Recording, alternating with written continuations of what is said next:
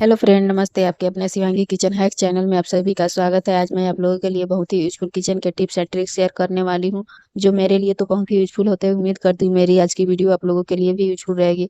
तो आज का वीडियो बिना स्किप किए पूरा देख। अगला टिप्स है, इस तरह के आटे को लेकर हम महिलाएं क्या करते हैं कि जो हमारे नाखून है, इस नाखून को कितना भी साफ रख ले, लेकिन इसमें एक साइड बैक्टीरिया होता है और हम इसी हाथों से आटा को नोचते हैं पेड़ा बनाने के लिए। तो ऐसा बिल्कुल भी नहीं करना है। हमें क्या करना है, इस तरीके से सिमिलर साइज में रोल कर लेना है और कोई भी चाकू लीजिए या कोई भी कटर लेकर इस तरीके से हमें आटे को कट करना है। जिस भी साइज का आपको पेड़ा बनाना है उस साइज के इसे कट कर लेना है। इस तरीके से हमारे एक साइज का पेड़ा बन के तैयार हो जाएगा।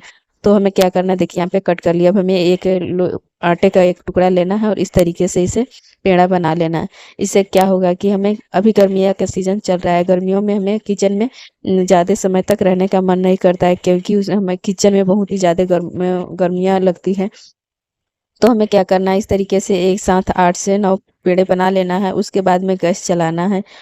उसके बाद आप गैस चला के रोटी बनाएंगे तो हमें गैस कम समय तक जलाना पड़ेगा और गर्मियाँ भी कम लगेगी। हमारा काम बहुत ही जल्दी फटाफट से हो जाएगी। तो इस तरीके से हमें बना के उसके बाद में गैस चलाना है। अगला टिप्स है इस तरह के पूड़ी या पराठे को लेकर। कई बार क्या होता है कि जब हम कहीं बाहर जाते हैं और हमें पूड़ी या पराठे खाने का मन हो, तो हम इसे बिना चकला बेलन के पूड़ी कैसे बनाएं। तो हमें इस तरीके से कोई भी फ्लैट बर्तन लेना है और जो पेड़ा है उसमें हमें सूखा आटा लगा के रख देना है और इसके ऊपर हल्के हाथों से इस तरीके से हमें प्रेस करना है। इस तरीके से दबाने से क्या होगा कि हमारा जो देखिए पूड़ी या पराठा है बहुत ही सुंदर साइज से बन जाता है। जिस जितना पतला चाहे पतला कर सकती है या मोटा रखना चाहती है, तो उस तरीके से हमें बना के तैयार कर लेना है। तो अगर हमें रोटी बनाना है तो बड़ी लोई लेंगे और पूड़ी बनाना है तो छोटी लोई लेके हम पूड़ी बिना चकला बेलन के बना के रख सकते हैं। अगला टिप्स है इस तरह के बेडशीट को लेकर। हम सभी महिलाएं एक बेडशीट एक्स्ट्रा 2-3 रखते हैं और हमें प्रॉब्लम तब आती है जब हम बेडशीट को निकालते हैं तो इसका कवर जो अंदर रह जाता है, क्योंकि इसका कवर छोटा होता है और बेडशीट बाहर आ जाती है। तो हमें क्या करना है, एक तकिए के बेडशीट के अंदर रख देना है और एक तकिए के कवर में बेडशीट को इस तरीके से डाल के रख देना है। इस तरीके से रखने से जब भी हम बेडशीट को निकालेंगे तो हमें एक साथ ही मिलेंगे। तो इससे क्या होगा कि हमारा समय और मेहनत दोनों ही बचेंगे। तो देखिए मेरे पास 2 बेडशीट थी, दोनों को मैंने इसी तरीके से रख दूंगी। इससे हमें क्या होगा कि जब भी हम इसे निकालेंगे तो हमारा ज़्यादा समय नहीं लगेगा और समय पर जब भी हम इसे निकालेंगे बिछाने के लिए तो हमें एक साथ ही दोनों मिल जाएंगे। हमें ज़्यादा ढूंढने की ज़रूरत नहीं होगी। तो जितने भी आपके पास बेडशीट है आप इसी तरीके से रखिए, आपको भी, आपके भी समय और मेहनत दोनों ही बचेंगे। तो देखिए यहाँ पे मैंने दोनों को इस तरीके से रखती हूँ। अब इसे आप जहाँ पे भी रखना चाहती है उसे रख सकते। अगला टिप्स है इस तरह के वायर को लेकर। तो इसे छीलने का सबसे आसान तरीका बताऊंगी इस नेल कटर की मदद से। तो हमें क्या करना है, इस तरीके से दोनों साइड से हल्के हल्के कट लगा देना है और हल्के हाथों से इसे दबाते हुए हमें खींच देना है। तो देखिए कितनी आसानी से यहाँ पे मैंने वायर को छील ली हूँ। तो इसी तरीके से मैं ना दोनों वायर को छील दूंगी।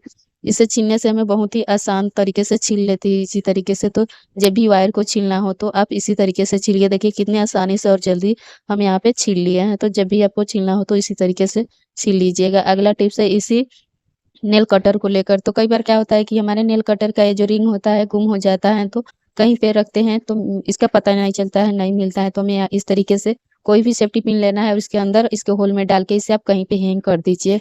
अगला टिप्स है इस तरह के चार्जर को लेकर। तो फ्रेंड देखिए यहाँ पे जो चार्जर है इस पे कितना सारा इंक लगा है। तो इसे क्लीन करने का सबसे आसान तरीका बताऊंगी। तो यहाँ पे देखिए फ्रेंड मैंने डिटॉल ली हूँ।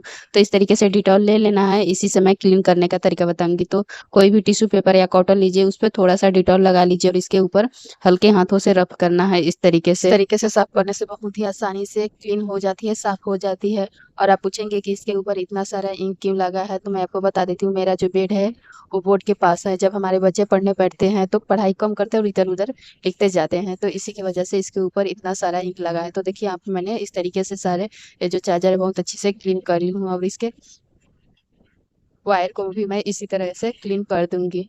तो देखिए इस तरीके से साफ करने के बाद, और यहाँ पे मैंने दूसरा चार्जर ली हूँ तो इसके ऊपर इंक नहीं लगा है, सिर्फ गंदा हुआ है। तो इसे मैं आपको लाइव प्रूफ दिखाऊंगी कि इसमें कितना सारा गंदगी निकल रहा है। तो इस तरीके से मैंने टिश्यू पेपर पर थोड़ा सा डिटॉल रखे और इसको ना देखिए यहाँ पे इस तरीके से साफ कर रही हूँ। कितना सारा इसके ऊपर कालिक निकल रहा है। तो इस तरीके से अगर आपके भी चार्जर को गंदा हो रहे हैं, धूल मिट्टी लग गया है, तो इस तरीके से आप भी साफ कर सकती हैं। बहुत ही इजी तरीका है, बहुत ही।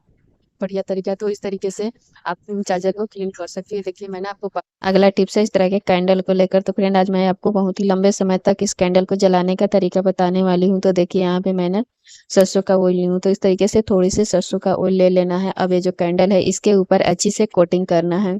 इससे क्या होगा कि जो कैंडल हमारी 10 मिनट तक जलती थी अब इसके सीधे दुगुना टाइम तक जलेगी। अभी गर्मियों का सीजन आ गया है, इस समय बिजली बहुत ज़्यादा कटती है। इससे हमारे ना इन्वर्टर चार्ज होते हैं और ना ही हमारे फ़ोन चार्ज होते हैं। तो इस टाइम पे इस टिप्स को अपनाइए। छोटी है लेकिन बहुत ही बड़े ही काम के टिप्स है। तो इसे ज़रूर अपनाइएगा और अपने दोस्तों और फैमिली में शेयर कीजिएगा। अगला टिप्स है यहाँ पे मैंने नेल कटर ली हूँ। कई बार क्या होता है कि जब हम नाखून काटते हैं तो हमारे नाखून नहीं कटता है। इसका जो धार है ख़त्म हो जाता है। तो इसमें धार लगाने के लिए यहाँ पे मैंने कैप्सूल के रैपर ली हूँ इस तरीके से। और इसे हमें ये जो नेल कटर इसे कटिंग करना है।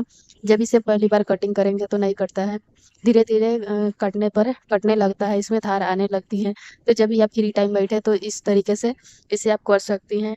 आपका नेल कटर जो फेंकने वाली होती है उससे हमें इस तरीके से बहुत ही अच्छा आसानी से अच्छी से इसमें धार लगा सकते हैं। तो इसे ज़रूर ट्राई कीजिएगा। देखिए कितने अच्छे से यहाँ पे मैंने कटिंग कर रही हूँ। तो अगला टिप्स है इस तरह के लौकी को लेकर। तो यहाँ पे फ्रेंड देखिए इसे छीलने का सबसे आसान तरीका बताने वाली हूँ। तो यहाँ पे स्पून या कोई भी गिलास ले लीजिए और जिसकी धार पतली हो और इस तरीके से छीलिए। इस तरीके से छीलने से क्या होगा कि इसका जो छिलका है पतले पतले निकलेंगे। अगर हम इसको पीलर से छीलते हैं तो बहुत ही ज़्यादा इसमें इसका जो छिलका है बहुत ही मोटा निकलता है। आजकल सब्जी इतना महंगा मिलता है मार्केट में, अगर हम इसे बहुत ही ज़्यादा छील के हटा देंगे तो बचेगा क्या। तो इस तरीके से आप छीलेंगे तो इसका छिलका बहुत ही कम निकलेगा और बहुत ही आसान तरीके से छील लेते हैं। तो इसे ज़रूर ट्राई कीजिएगा। देखिए आधे को हमें ज़रूरत थी तो आधा ही छील के दिखाई। तो इस तरीके से छील कर लीजिए और इसे मैं आधे को यूज करेंगे। आधे में जो बच जाता है तो उसमें आप थोड़ा सा नींबू लगा के रख दीजिए इसमें।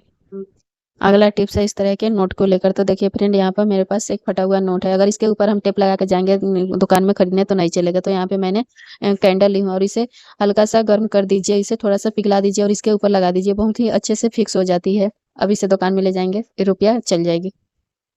अगला टिप्स है इस तरह के टमाटर को लेकर। तो जो टमाटर है इसे तो हम ज़्यादातर खाने में यूज करते हैं, लेकिन आज इससे मैं ना गोल्ड के क्लीनिंग करने वाली हूँ। तो यहाँ पे मैंने एकदम बिल्कुल ताज़े और फ्रेश टमाटर का इस्तेमाल करना है। तो देखिए इसे मैंने इस तरीके से काट लेती हूँ। अब मैंने यहाँ पे अपना ईयरिंग ली हूँ। तो इस तरीके से मैंने दोनों ईयरिंग को इसके अंदर डाल देती हूँ। अब ये जो इसके टमाटो का ऊपर का हिस्सा ले लेती हूँ। इसके जो जूस होता है इसमें उसी का यूज करना है। तो इसे मैंने हल्के हाथों से रब करना है।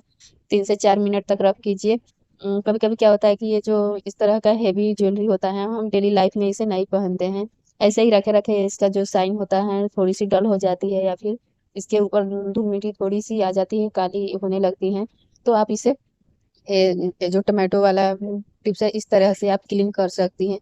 अगर हम इसे ज्वेलर के पास ले जाते हैं क्लीन करने के लिए, से साफ कराने के लिए, तो बहुत ही ज़्यादा उसका डिमांड होता है और टाइम भी हमारा बहुत ज़्यादा लग जाता है। तो आप क्या कीजिए इस तरीके से हमें साफ कर लेना है। थोड़े बहुत गंदा है तो इसे हम अपने घर पे ही आसानी से इस तरीके से साफ कर लेंगे और पानी से क्लीन करके इसे बहुत ही अच्छी से इसके ऊपर साइन आ जाती है। उसके बाद देखिए अभी मैंने दिखाती हूँ कितनी अच्छी से इसमें साइन कर रही है। अब इसके बाद हमें एक काम और करना है। तो लेना है इस तरीके से वैसलीन और टिश्यू पेपर में थोड़ी सी लगा लेना है और इसके ऊपर हल्के हाथों से इस तरीके से इसके ऊपर एक कोटिंग कर देना है, ताकि इसमें ये जो गोल्ड का ज्वेलर है ये थोड़ी खराब नहीं हो और इसके ऊपर अच्छी से साइन आ जाए। तो इस तरीके से आप करके रख सकती हैं।